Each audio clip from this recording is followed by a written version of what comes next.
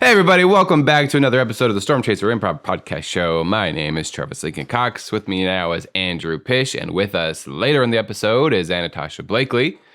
We are talking Gametape on our most recent show where our suggestion was Tofu Chowder. It was a wonderful show where we were joined once again by Anatasha. It had been a very long time since we had performed a live show with her. Yeah, it was so fun, and I think we all felt a little like wobbly on our legs, but it's fun to have Tosh look over a show that she was actually in instead of just judging us harshly. We talked about how life can be reflected in your play style and improv, and how our lives and what's going on in our lives right now showed up on stage. And I thought that was really fascinating because I think that can kind of clue you into where maybe you have some growth as an improviser or an artist. Yeah, I did think that was super fascinating and something that we don't spend a lot of time thinking about, but is so real with all art. I think your life always inspires your art, and it's definitely true in improv. And we also talked about when collaborating with a group like you do on an improv ensemble, it's probably useful to have a shared goal in mind, or at least a shared vision of what you're going towards. As always, in Gametape episodes, you're going to hear actual clips from the actual show, but if you want to see the whole show, watch it on YouTube. Thank you for listening, and enjoy this episode of the Storm Chaser Improv Podcast Show. You're listening to the Storm Chaser Improv Podcast Show.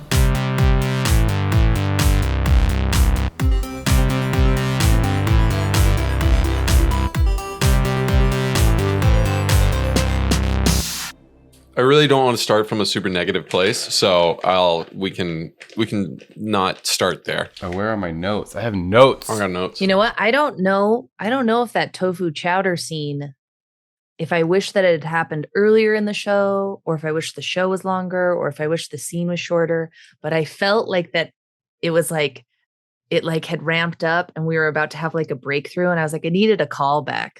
But I think it happened too late in the show for it to then come to call back to that scene, because I felt like you and I were about to have an emotional breakthrough. Yeah, I was feeling like that scene needed something, but I found myself in several points of the show just like feeling like, you ever get the cold sweats when you're like, what's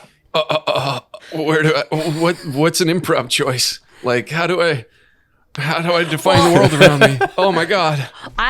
I didn't feel cold sweats. I just didn't feel in flow, but I was still having fun. Does that make sense? Oh, but maybe that's the same thing as your cold sweats.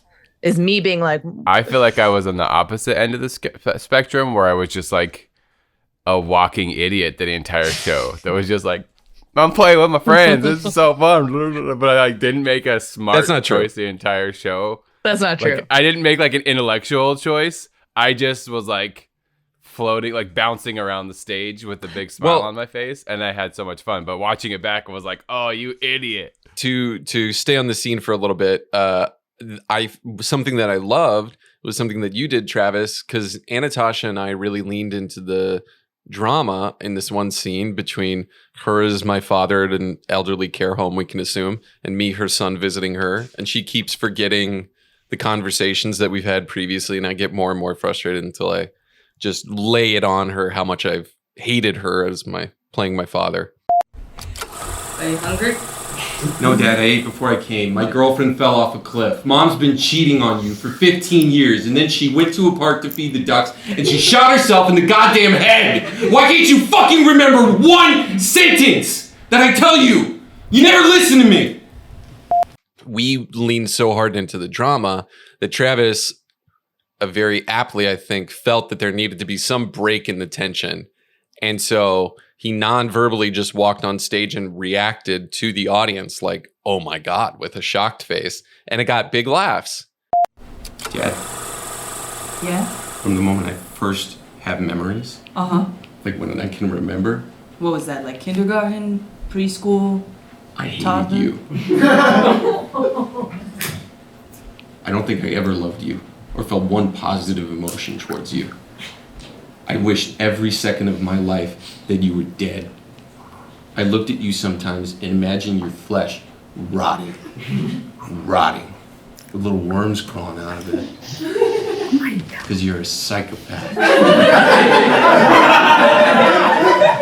And you know what? I finally realized that if you die, no one here would care. So what's stopping me? You know? What's really stopping me? You know?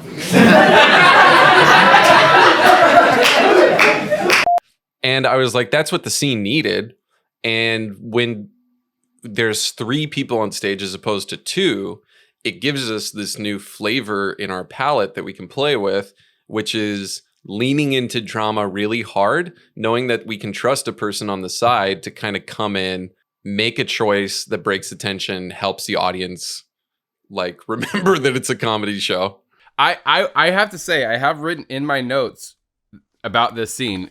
This scene, you can't see it. This scene was art underscored. Like, I thought whatever you guys was doing was really great. Like, the repetition and the pattern and the patience and the commitment to the characters, and like, you didn't feel the pressure to break it. I loved that scene. And even watching back, I'm like, man, this scene is crazy good. Like, if someone had walked into the theater during that scene, they'd be like, why is everyone giggling uncomfortable? Like, it would have looked like a really grounded, like, Chekhov scene or something, or Tennessee Williams or something. Like, it was really well grounded, and it built so much tension that all I had to do to break it was literally a look. I liked playing in that scene too. Like, I think it was the time in the show when I felt the most like in a state, or like in a character. Like, it didn't feel like I was like trying to improvise. I was just like sort of living in this thing. It's interesting because I think that I've seen a scene like this before where it felt like the improviser just didn't want to make any choices, but I didn't feel like I was coming from that place. But I could see how I was like, oh, it might go on too long or something. But I want to know something from not being able to call back to this scene, Pish. I really thought for certain that you and I were going to have an emotional, like, we were going to have it out finally. And I was going to like be with you and be like, yeah, I was a terrible father. And like, we were going to have this emotional break and like even like hug, or you were going to hit me. I don't know. I just thought we were going to have this big emotional break, and then I would forget again. Oh. But I wasn't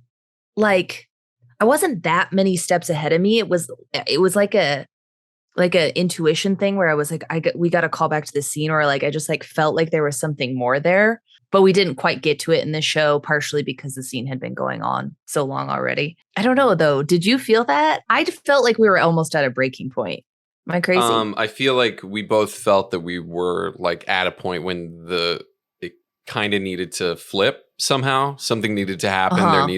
I don't think I was on the same page as that. I was kind of, and this is something that I noticed throughout a lot of the scenes, and I don't know if it's frustration in my life or what, but like, I've been feeling really controlling recently, and I could see that run throughout the strains of the show.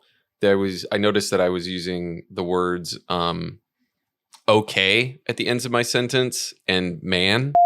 The trust was, don't you fucking, what the fuck is wrong with you, man? Yeah, I found myself really trying to control stuff. And I was like, I have a character's point of view, which is I feel like, favorite way to improvise is like locking into a character's point of view. But sometimes I feel like I get trapped in it. The only thing I can think of is increasing it.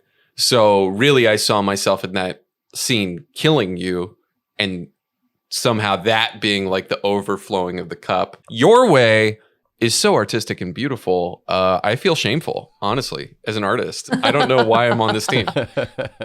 No, man, what we both sensed was that the cup was coming to a point where it was going to overflow, or something needed to happen. And you can't drink from an overflowed cup unless you lick the table where the water spilled on. Wow, so true. That's so true. I mean, for better or worse, this is the only scene. It's interesting that you're like, oh, maybe I'm like stressed in life, and that's making me controlling on stage, or whatever it is you're viewing about yourself. Because like the thing I was viewing about myself was that this scene was the only scene where I felt like I wasn't at least like a little bit either timid or slow to the chomp. Like, you guys are throwing stuff out, and I would bite, but I would bite like a beat later than I think I would like to. Like, it was taking me a while to like say yes and like jump in. Like I was like a little timid or something, and I felt a little out of flow. I mean, my excuse is whatever. Like, we were traveling that day, and I was like, Yeah, pretty, you had like, been in a car for hours. You, out had of it. already done a show. Yeah. That literally like 30 minutes before. And you Yeah, have let's not played just with say you us. were driving. You drove in from Salt Lake City. That's like over 8 hours. Yeah, but And you still haven't played with us in over I 3 didn't years. totally You have, play. yeah. Yeah. Well, unless you count our On- Zoom that's shows. true. If you count You our haven't played Zoom on shows. stage with us in over 3 years. But I think that the times that I felt the most in flow was that scene with you, Pish. Mm-hmm. I think because I knew how I felt about you and I knew who I was, and we were playing a pattern. So I have no idea how that was for the audience, but it felt good to me. And then the other time that I felt really a lot of pleasure was when we would do it's like the slow-mo stuff. Initiating that took me right out of my brain and into my body. So when the guns were shooting and stuff, I was like, this is fun, this is fun, this is fun. And I could just be in my body. So I think those are like my favorite parts of the show. It was such a fun runner throughout the show. It came back, I think, 3 total times. And one thing watching back the second slow-mo that you did, one thing that really stood out to me was the reaction that we got from the audience. From like, we'll play this clip in the podcast, that the audience is reacting to just Tosh like faking a bullet, like it's a mimed slow motion bullet going through her face.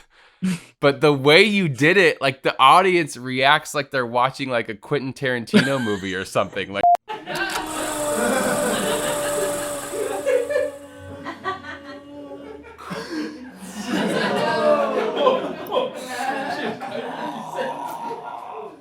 they're like so disgusted, and it's like it's not real. It's imaginary, but people they were so into it. It was such a great reaction. It's so good.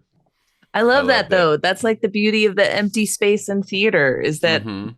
you don't need to see it for everyone to be like, oh crap, especially once you establish Yeah. rules. Mhm. And then, then they're like, well, I know what's happening. I know it's a bullet. And then the implication is that it like goes through my cheek or something. And Yeah. it's so stupid. It reminds me of what Nicole said. Like the audience is improvising with us, and in that moment, like they were seeing exactly what we were seeing. It was really fun. I remember having a lot of fun swearing at Stan too. Hey, I think he's dumb too. Okay. Fuck you, Stan! Hey, fuck you, Stan! Hey, fuck you! Damn it! And that was another thing where I was like, sure, my scene work and things could have been better, but I did have a lot of fun just kind of fucking around. So that was one of the things that was fun. That relationship was really just fun and playful and felt very clowny and just dumb. It was really fun. I love the snapping we did that went on like way too long. What were you going to say, Pish? What was I going to say? I don't remember. You were going to say something. Was I? Before we started. Oh yeah, you didn't want to start. You don't off have to on pit that. me into talking badly about myself. I'll do it I'm eventually. not trying. Wait, I'm trying to. It I'm was trying to something remember what it was. about You had something. how What was it? Travis You were and I are saying- like super good. No. I wasn't complimenting you, You at wish all. that- You felt. No, I Like, definitely. and then you were like, I don't belong on this team. They're Well, I just did say so that. good. I did say that. I said Yeah. Oh, the yeah, word yeah, was that's right. reprehensible. That's all I could think of when I watched myself in the show.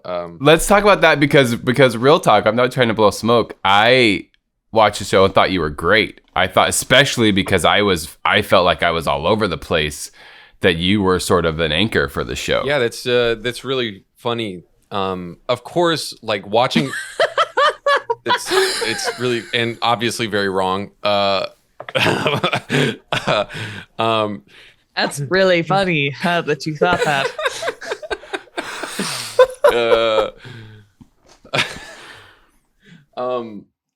When you watch like people who aren't performers, but people who are performers, understand that the process of like watching yourself, hearing yourself in any recording, audio or video, can be really difficult.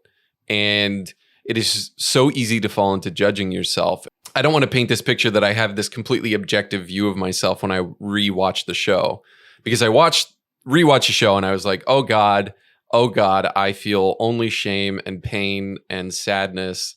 Why am I on this team? I am reprehensible. I bet Anatasha and Travis are angry at me. They couldn't not be. Oh, no. I just felt like I noticed all the moments where I wasn't listening to what y'all were saying. And so I wasn't yes-anding and incorporating it into the scenes.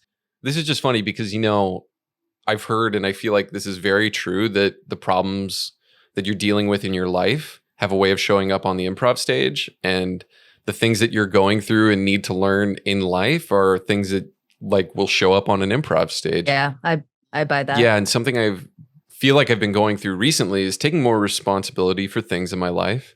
Really like having clear ideas about what I want and trying to go after it. But I feel like that's in improv gotten confused with like controlling. That's like the essence, the heart of me pulling out a gun in so many improv shows and scenes is just like, I'm going to do something that forces you to look at me and react to me. So later in life, when you're looking back at this, you're gonna look at all. You're gonna be like, "It was my gun phase on stage," and then your eyesight will be 20/20, and you'll be able to look back and think about why you had a gun phase on stage. I don't think the gun phase is over. The gun phase is never Pish, over. Okay, if I had to say then, being vulnerable, that perhaps that's what I was feeling with myself on stage, like a lack of trust or feeling a little like lost, having moments of playfulness, but then not knowing who I am, like not feeling like I have a good sense of the character and can just like speak freely. And I feel like that probably feels related to where I'm at in life too, just feeling unsettled, like going through big changes and feeling very out of sorts. So I think that's showing up in my improv too. I just felt a little unsettled in the character, so I couldn't totally speak freely because I like didn't have 100% idea of who I was. It felt like I was like, Jacob sent me this video of Chris Gethard talking about, an audience watches you and you're doing like aerial tricks, and if you need to adjust your harness or like the silks aren't quite on the way that you want, you have to make adjustments that the audience is like, yeah, but look at them up in the air. Like they don't know as much the difference as you do. But I also feel like we have an audience full of performers at this show. So whether or not they're like, oh, look at Tasha getting stuck on her harness, or if they're just like, look at her up in the air. I had a great time. It was so fun. But I just had moments where I was like, oh, I feel a little stuck in my harness, like personally. Does that make sense? Totally. Yeah. Well, I think since we're all being vulnerable and talking about, how our lives are reflected in the show, I guess I just have to say that, like, I'm just perfect in my life and just really funny and perfect on stage, and it's kind of coming out in my scene work and stuff. I'm really crushing it. It's crazy how vulnerable. It's crazy how vulnerable Travis can be. He he knows how to share his emotions. Like doesn't hide behind any bravado. I would never do a bit at a time like this. I would never do a bit like this. Now is not the time to do a bit. No. I would never do that. That's really funny, Travis. It's really funny, man. Thanks, man. Super funny. It's really funny. Yeah. Thanks, guys. I appreciate that. Yeah. I did love you snapping your fingers, or there was a few character-y things that Trav did that I was like, I do think that you had a good show, Travis. And maybe the stupidity suits you. Yeah. No, I do for a little bit now to force backpedaling the bit. No, we're not. I refuse to be vulnerable anymore. Travis, you're perfect. You said it yourself. It's now canon. It's canon. It's canon. No, I Travis do. I is just gonna think look back and think I had a very perfect show because it was a perfect time in my life, and hindsight's 20/20. Perfect time in my life.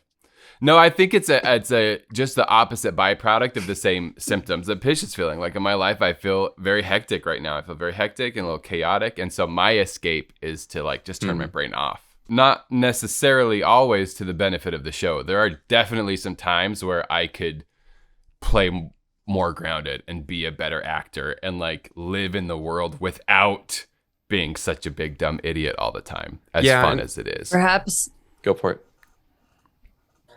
I need the audience to know that every time I put on my glasses, every time I'm doing this voice, I'm putting my glasses on. It's very important.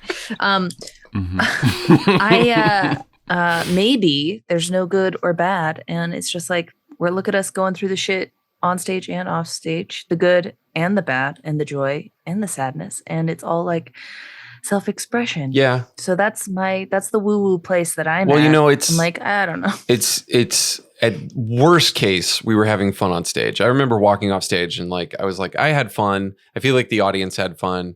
And that left me feeling pretty happy. It really sounds like we've all brought a lot of ourselves to the improv. And so it's like us with our kind of dicks out. I did not mean for that to happen, and I apologize. Travis, that was do not one time. Okay. Instead, let's play the clip. I think the best thing was your kiss with Michael, honestly. Hey guys! Does anybody find this man attractive? Okay, is there anybody here who's fully vaccinated and will kiss my friend? I just wanted to connect with the audience, and That was something that I loved because Anatasha, a strength of yours, has been interacting with the audience, and Travis has been doing more of that as well with the takes to the audience that he did throughout the show, which I thought were awesome moments of connection with the audience. But yeah, that moment where Anatasha turned to the crowd and brought someone up on stage to kiss Travis because his character hadn't had a kiss since fifth grade. The fifth grade. I thought that was awesome. And it got the audience into it. It was a very playful moment. It's not a move I would have made. But no, I'm kidding. No, but in a way, I mean, you do that kind of work. You've done that work. You've been more courageous with that work. And so it was awesome to see that color in this show. It really was honestly such a fun moment. And it presented itself to you and you were like, definitely. But it didn't feel like forced, you know? Yes, like for some reason, it didn't feel correct to be the one to kiss you. Like when you were bringing it up, like no part of me was like, yeah, we're going to kiss. I never thought in this scene that we were going to kiss. And so I was like, well, it's got to be somebody. And then I was like, well, maybe we have more coworkers, you know, like who are all working on the site or something, like trying to figure out. No, it was fun. I have to give you credit, Pish. Once Michael came on stage and it was clear, also shout out Michael, you're the best. That was really fun and you're a great kisser. Once he came on stage, like it was really clear, like that's what the show wanted, that's what the audience wanted, that's what was going to happen. It would have been really easy just to like rush that moment. And you coming out as a threat to that moment, you know, I thought really helped build the tension and make the payoff even better. Hey, who the fuck is that? Shut up! Hey, no, I'm begging you. He's a stranger. Go. This place is a closed compound. What's your name? Michael. Listen to me. Hey, I love him.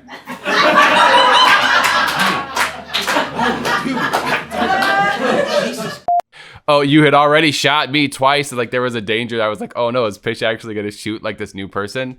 There was like in this weird, absurd way, there were some stakes that you added to it. Pish also calling back to the gun. I don't want to encourage you with the guns, but calling back to the gun was great because then it gave me another opportunity to do slow-mo. And the moment that I saw you with the gun, I was like, oh, 100% the kiss has to be slow-mo. It has to, because we've already, like, that would be you know what I mean? I'm like, how could we not? And we're towards the end of the show. So you calling back made me want to call back, made me look good, and then made Travis and Michael look real good. Basically, you're a brilliant genius artist, and it's an honor to share the stage with you. Reprehensible is the word I'm stuck on. I feel like I'm just like sometimes playing a little bit like a baby. Not all the time, though. Just some of the time. Yeah, I think it's a good reminder. It sounds like maybe for all of us to kind of, and especially having recently spoken with Sean Landry for one of our interviews, which will be out shortly or is already out. One or the other, yeah. One or the other. Pick one. You're in control. All of this is a good reminder to, I think, I don't know what I'm trying to say. It's something about something, courage, something, not playing like a baby, but something like, we're lucky to have a stage to perform on. I think it would do me good to remember, like, this show isn't a given. It takes a lot of work. And so put a little more thought and effort to the theatricality of it, but also to the courage foundation of, like, going for it for a little bit more. I'm totally with you. The show it's only once a month. We don't know how long, literally we don't know how long we're going to have that space available to us because the complex is in danger. We don't know what our new space is. Like, none of this is for sure. So playing it safe is, inexcusable at this point. And all of us in our own way still are being a little comfortable on stage. And I think we can all push ourselves. Is that sort of what you're saying? Yeah. And I think maybe it's the idea of, like, maybe there needs to be a little mental checklist of things I want to do today. I want to be courageous. I want to take risks. I want to listen to Anatasha when she speaks instead of just filtering her out because What? What did you want to say? Andrew was talking. Can you let him finish? Sorry. Yep. Yeah. Oh, totally. Mm-hmm. No, I forgot because I forgot where I was going. Great. Thanks a lot, Tosh. Sorry. I was reading about flow and what triggers it. And one of the things that they talked about with group flow was challenging yourself. Like, you need to be challenged, but not challenging yourself so much that it's, like, impossible to do the thing that you want to do. Like, there's, like, this great edge that you need to be on. Sweet spot. Yeah. But also being on the same page and, like, moving towards the same thing. So if, like, the group has a goal that they're all moving towards, that will create flow. And I think that's why we did so well in the death match, because they literally were like, here's your goal on stage. Do an episode of, like, a high school teen drama, or do a musical, or The Floor is Lava, or you have 40 suggestions and you need to fit them all in the show. They gave us a goal, and then we never felt handcuffed. Like, I would see sometimes people play that show and feel, like, really handcuffed by that. But I actually feel like it would give us freedom, because having not necessarily form, quote unquote, but just a thing that we're all like, we got to play this game. We got to get this thing. The goal gave us flow. So whatever that can, you know what I mean? It doesn't have to be so concrete, but it could be, I don't know. But I do think that that's one thing that might help. Yeah. How do we give us that thing that can, like, so we're like, we're all going for the thing. Something that we had, I feel like it was a strength for so many years, was a shared vision of the kind of improv that we wanted to do. And the shared belief in ourselves that we could be really good.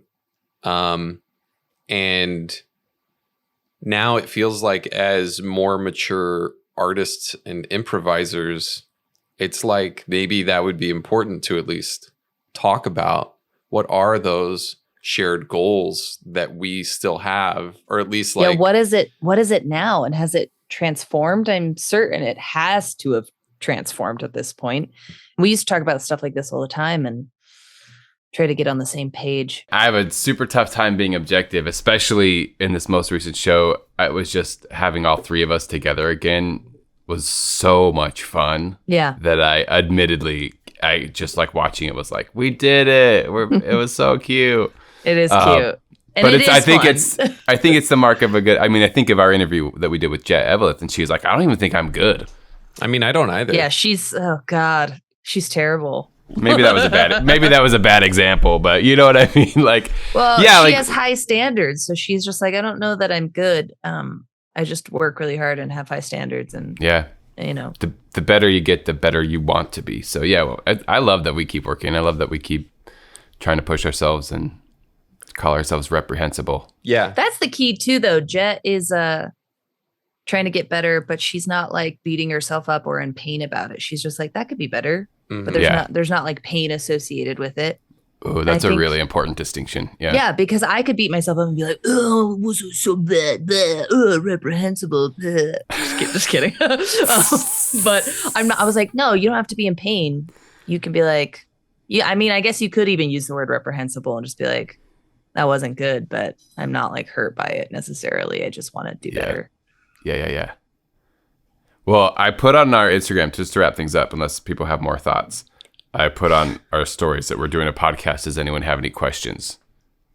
We got 2 questions, but I'm going to read them to try to motivate people to ask more questions. Great. If you have questions, leave comments on our videos and stuff. Okay. Great. The first one is from FMC Grafnagel, who I'm pretty sure is Fiona, our friend Fiona. Rock on, Fiona.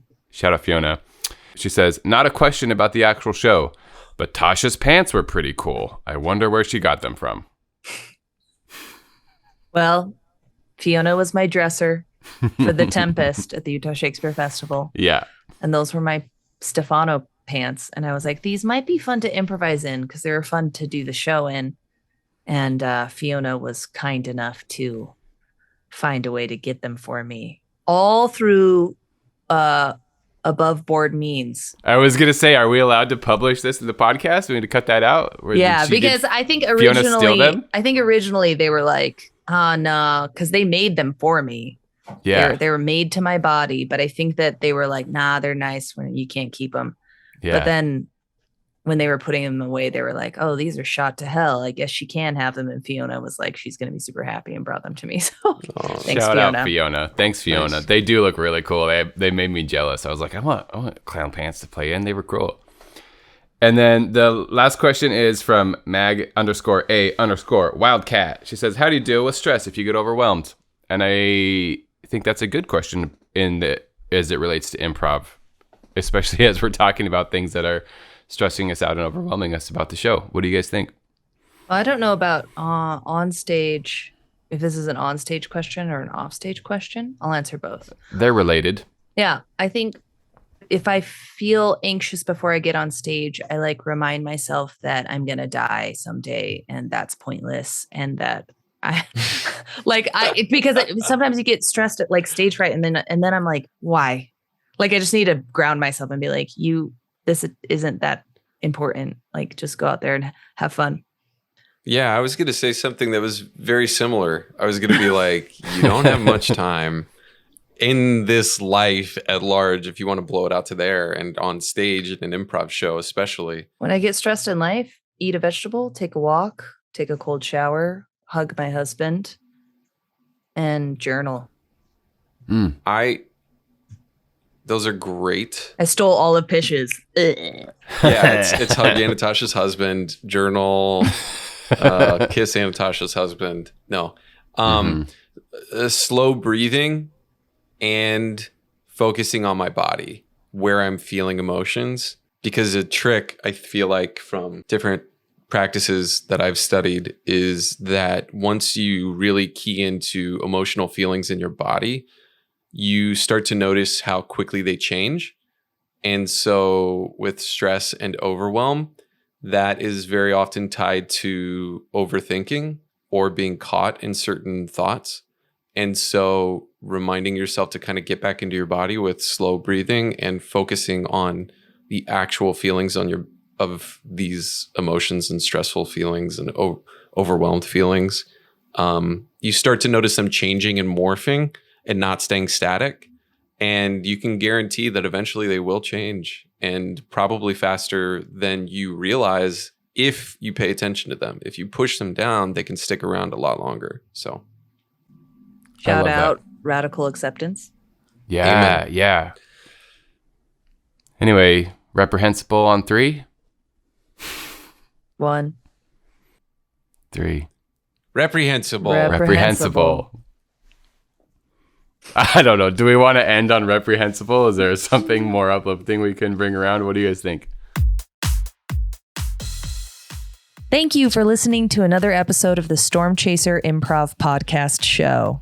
You can find us on all of the socials. That's right, the social media programs. We're on Instagram and TikTok at Storm Chaser Improv. We've also got videos on YouTube. Just search for us at Storm Chaser Improv. We've got shows. We've also got clips from our podcast. And you can find all the other links that we have to get tickets to our shows and find other projects that we're working on at the link in our bio on Instagram. And of course, my friends, if you enjoyed this podcast, push all the buttons, share it, like it, subscribe to it. And if you're listening on iTunes, give us a little 5-star review. That would be fantastic. This is my friend, Travis Lincoln Cox. This is my friend, Andrew Pish. And this is my friend, Anatasha Blakely. Thank you so much for listening. See y'all again soon.